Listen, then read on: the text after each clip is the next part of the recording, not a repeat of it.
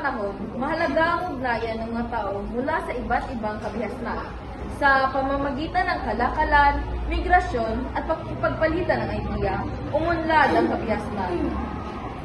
Pagod na ako, pero malapit na tayo sa Indus.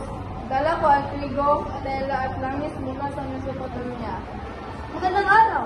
Ako si isang negosyanteng Indus. Interesado ako sa tela mo. Maaari ba natin pagpalig sa mga alas at palayok mula sa amin? Oo naman! Marami kami natutunan sa inyo. Lalo na inyong mga grading system. Napakatalino! Hindi ba nakakatakot bumiyahe at makipagkalakalan sa ibang lahi? Hindi!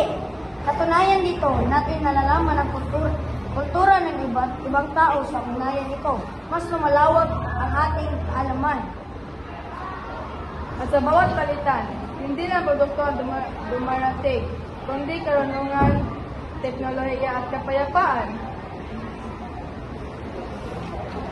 Ang simpleng kalakalan ay nagiging tulay sa pag-unlad ng kabihasnan. Sa pag-ugnayan ng mga tao, nagkakaroon ng progreso at nabuo ang matibay na pamamayan. Ang tanong na anong aral ang maaari nating matutunan tungkol sa natalagang sinaunang kabihasnan na maaari nating gamitin sa pagtataguyod ng mga ligtas at matatag na komunidad ngayon. Ang sagot ko niyan ay mula sa sinaunang kabihasnan, natutunan natin ang kahalagahan ng pagkakaisa, patas na kalakalan at maayos na ugnayan sa ibang tao. Sa pamamagitan nito, maaari tayong bumuo ng ligtas, maunlad at matatag na komunidad na handang magtulungan sa oras ng pangangailangan.